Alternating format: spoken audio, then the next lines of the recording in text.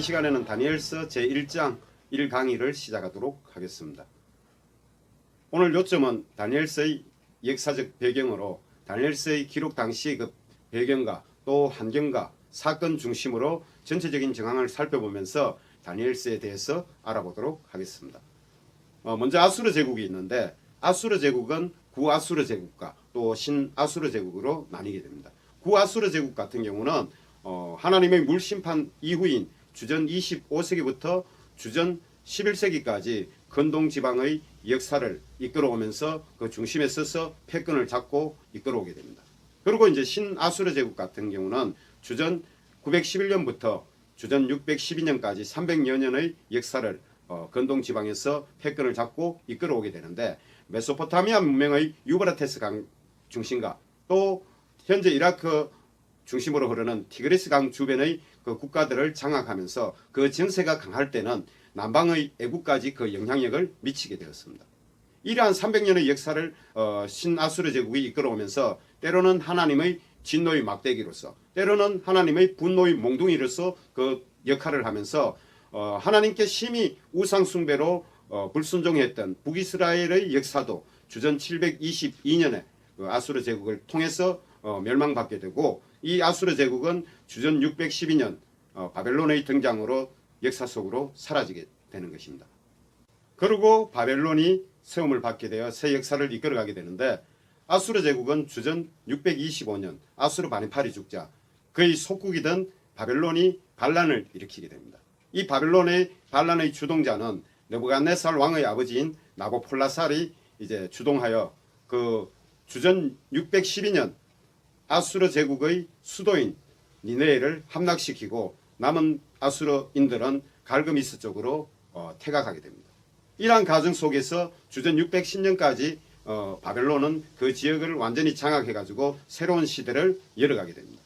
이 과정 속에서 하나님께서 이 아수르 제국에 대한 용서를 한번 해주신 적이 있는데 그것이 150여 년 전에 요나 선지자를 통해서 니네의 그 해결을 하나님 심판이 있는데 니네의 해결을 촉구시키면서 그러고 나서 해결을 통해서 용서를 받았으나 그 이후에 계속 악을 행함으로써 결국 이렇게 멸망받게 되었습니다.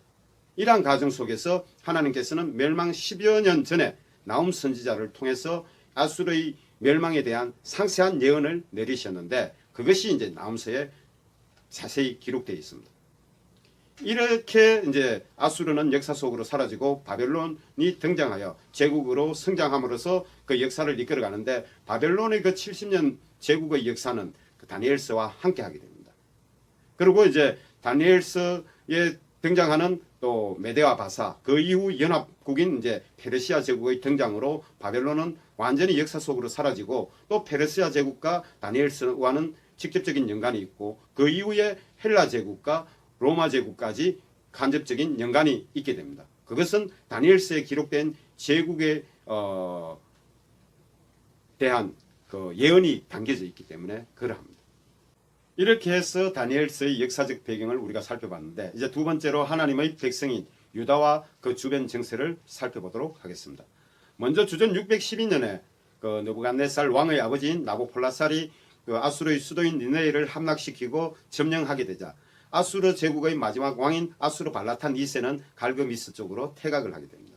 이 갈그미스 쪽으로 퇴각한 아수르 발라탄 2세가 재기를 꿈꾸며 이 수도를 점령하고자 재차 점령하고자 진격을 해도 더욱 강해지는 그 바벨론 제국의 그 패권을 당하지를 못하게 된 것입니다.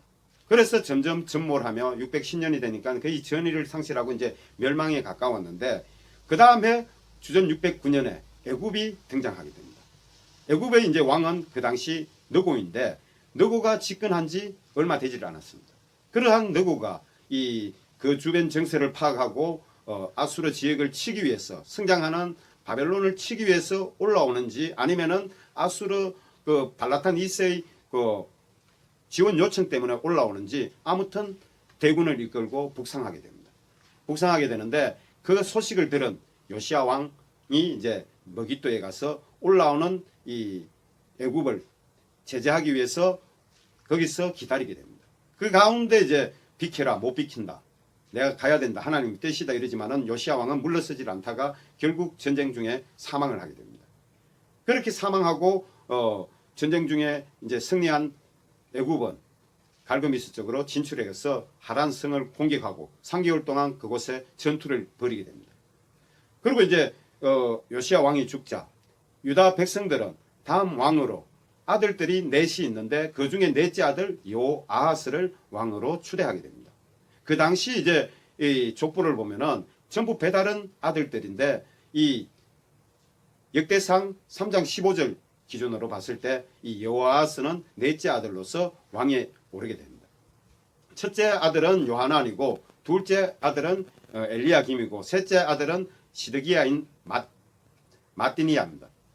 이들이 이제 형제간으로서 네 형제가 있었는데 첫째는 왕위에 전혀 오르지 못하고 이렇게 이제 넷째 아들인 요아하스가 아버지 요시야 대신 반애굽 정책을 펼칠 수 있는 합당한 아들이라고 왕이라고 생각했기에 백성들이 그를 추대해 가지고 세웠지만은 이 갈그미스 전쟁을 치르고 나서 전투를 치르고 나서 이제 큰 성과 없이 각자 끝이 나자 본국으로 귀환하던 그 애굽 왕 바로 느고는 이 수리아 지역을 들러서 수리아를 속국으로 삼고 또 유다 왕을 전쟁에서 이겼기 때문에 속국으로 삼고자 하는 마음으로 귀환하는 중에 요아하스가 요시야 왕 아들인 요아하스가 아버지 원수를 갚기 위해서 하맛 땅 림나에서 바로 느고를 기다리고 있었습니다.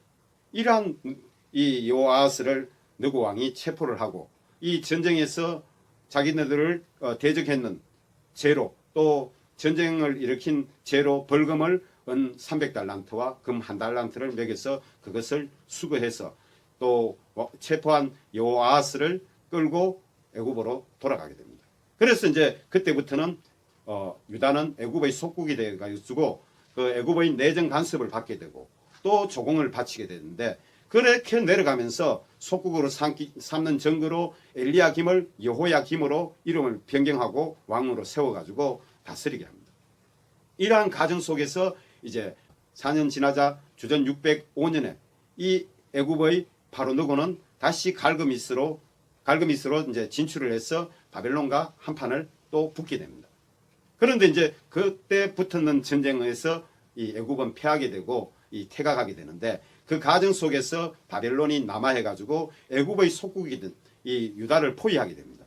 그래서 이제 그 포위한 과정 속에서 유다가 항복하면서 이제는 애굽의 속국이 아니라 바벨론의 속국으로서 조공을 바치고 그 조약을 맺고 또 그 조건으로 인지를 왕족 중에 몇천 귀족과 함께 잡아가게 됩니다. 그 속에 이제 다니엘과 세 친구가 포함되어 있는 것입니다. 이러한 역사의 속에서 이 제1장 1강은 다니엘서의 역사적 배경과 또 유다의 역사적 배경을 함께 살펴보았습니다. 할렐루야.